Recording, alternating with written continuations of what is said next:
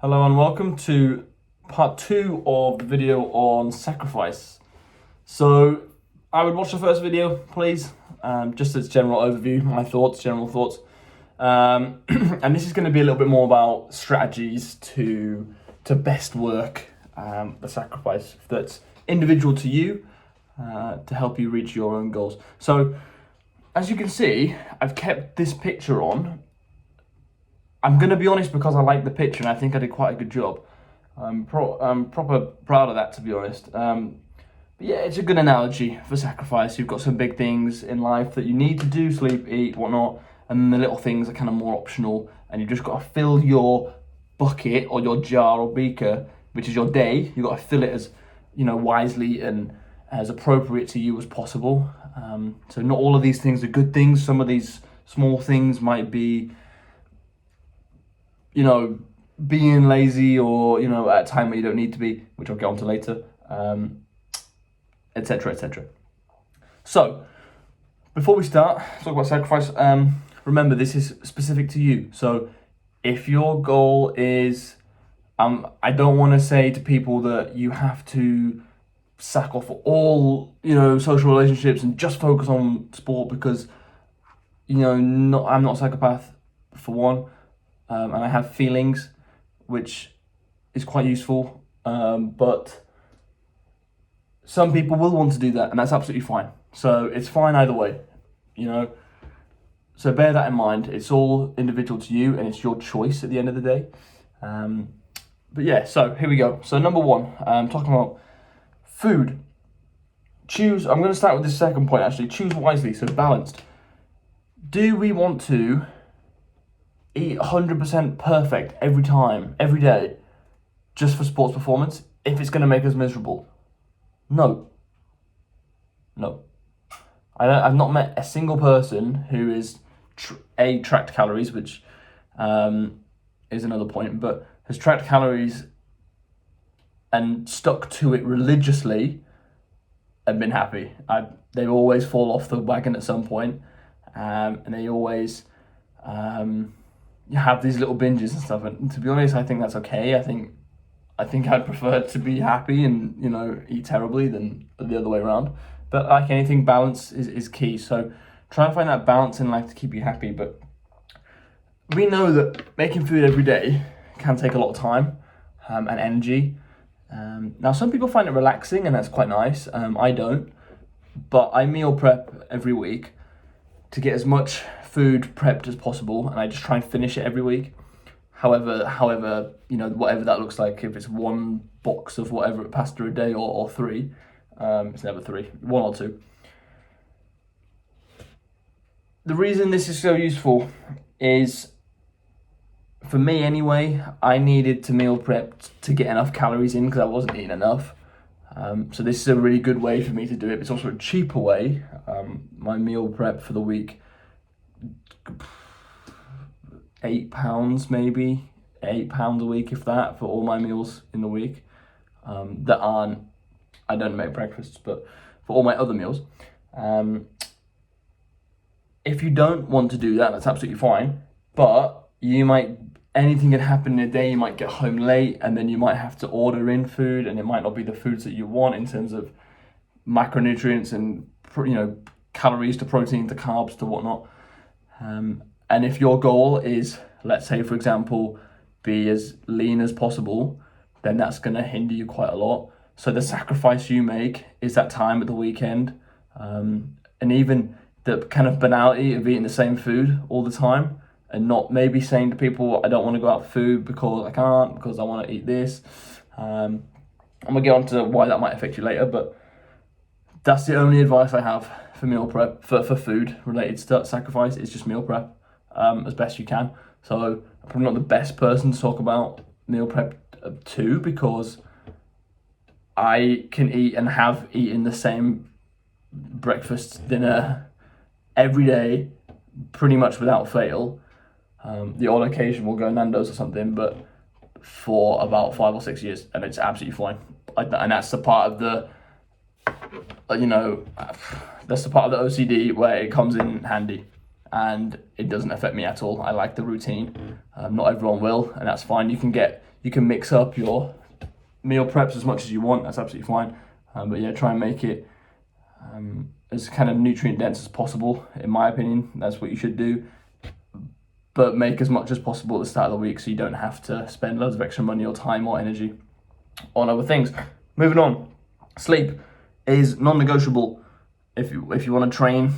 Really, I understand that some people don't want to sleep as much because they want to go to late night events, and again, that's fine as well. But as long as you try and factor in sleep, so if you're kind of person who likes all your events are at night, for example, or work shifts, just know that you might have to sleep in extra in the morning to kind of catch up on that sleep. So I'm gonna make a proper video on all the 1% gains, but sleep, it's more about quality rather than quantity, but quantity is pretty important, as we all know.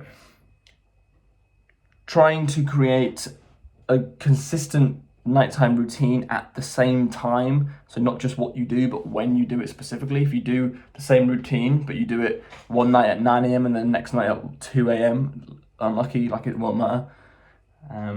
You're still not going to sleep very well, so just try and keep the consistent routine, and that will help you as much as possible. And then in terms of when people are saying things, I'm giving this a little bit more towards those of you who want to become the best athletes possible but don't really know how to sacrifice, or don't know how to go about maybe telling people no, is that you've just got to tell you that you've just got to prioritize this sleep as a non-negotiable. I should really underline that more than anything, really, for recovery especially. So even if it's leaving events early, not going to events, or filling out your diary so that in a way that means you don't have to stay up late, for example, might be an ideal way. Number 3, travel. A lot of us travel to trainings and whatnot. I'm quite lucky actually because I've kind of situated my life in one place, but I do end up traveling to the track for example for a little bit. And probably the best example is my shot put athlete Alex, who comes over from Croydon nearly every day. Obviously, he ends up traveling like an hour, maybe 45 minutes here, 45 minutes back, so maybe like an hour and a half each day. That hour and a half is one of these little pebbles. So I say to him, like, mate, if you want to, just listen to a podcast for an hour and a half and get something out of the travel if you feel like you need to. If you need to use that travel as rest and recovery time, then just absolutely just mong out on a chair. Just, close your eyes for a bit and you'll be sorted. I use my time travel to Wimbledon actually as just recovery time, as just mental recovery time, that is. And I make an effort to play my music and chill out and maybe write a poem or something, which for me is a big thing. I've stopped posting my poems, by the way, because they started to get pretty dark and no one wanted to see them, in my opinion. But yeah, that's what I tend to do, is maybe write a poem, listen to my music, and just mentally just switch off for a little bit. And for me, that really works. It makes that travel time, which otherwise is kind of dead time, it makes that travel time really efficient. And I use that time as wisely as possible. Now, wisely doesn't necessarily mean you grinding all the time. Me and Alex have talked about this. If you're planning to use that time as recovery, like I do, then that's wise. I think that's wise as well. If you're happy to, you've got a 2-hour commute in the morning, crack out that laptop and get some work done or whatever. If that works for you, that's good. Number 4, relationships. Balance. So I don't think you should, I think if you're, I don't know, if you're really needed at a social event, it's your mum's birthday, and you miss it because of training, that doesn't make you committed to your sport. It just makes you a psychopath. It makes you a moron, for being from going away from the one person who loves you most. Try and find that balance. It doesn't mean go out to parties every day. There's a balance. That's an extreme. That's the one unhealthy end. Being at the other, like I said in my first video, being on the other end, where you're missing all social events just to, or even just not just social events, but all socializing just to train, is unhealthy and it's not ideal. So try and find that balance.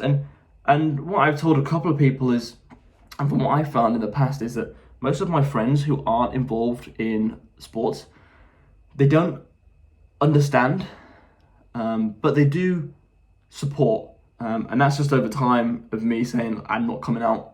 I'm sorry, I still love you, I'm still your mate, but I'm not coming out because I've got X, Y, Z, and they understand over time. And if they don't, obviously they're not worth being with in the first place, and you kind of have to get over that. Unfortunately, says not everyone's going to be right for you.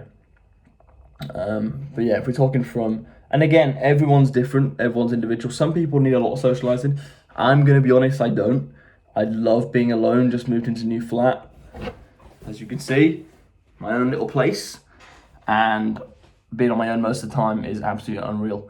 I'm going to be honest, unless your name is Claire Dane, you probably zap the energy out of me when I'm talking to you. More people, some people more than others, but I'm a bit conflicted because I love most of you who are listening to this, and I love helping you and being there for you, but I don't know if it's probably because of my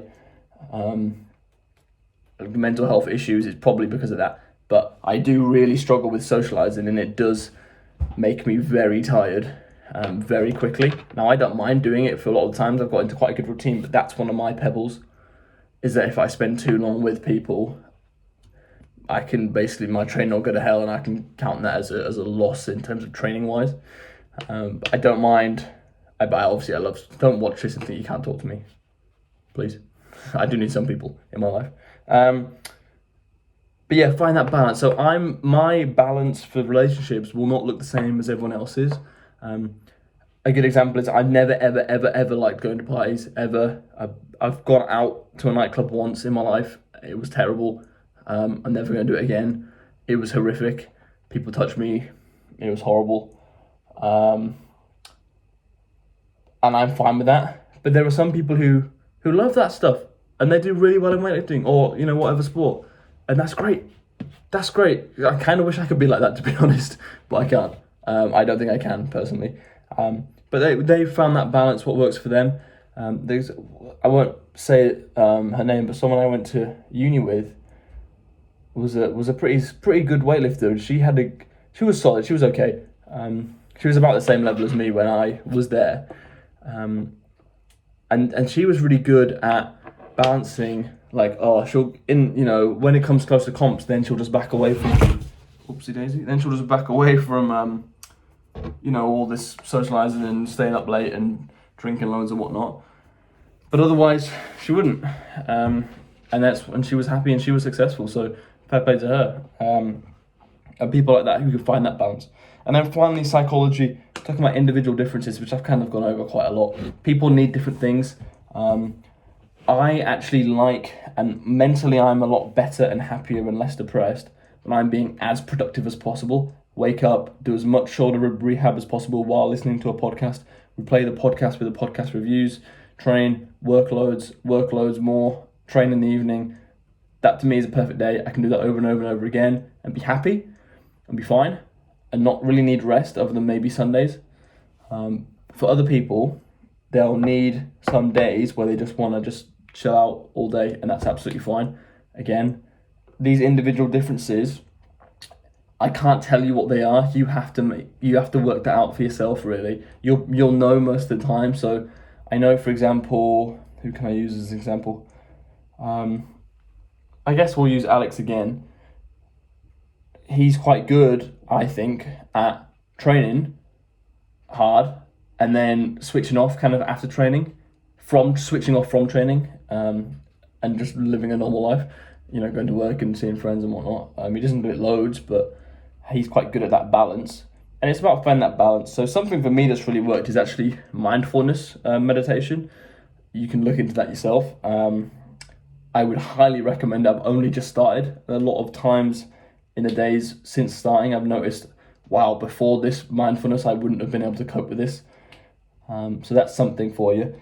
Look, again, we're coming to the end of the video. I haven't got time to upload it, so I can only do 15 minutes at a time. If anyone has any questions, let me know, please.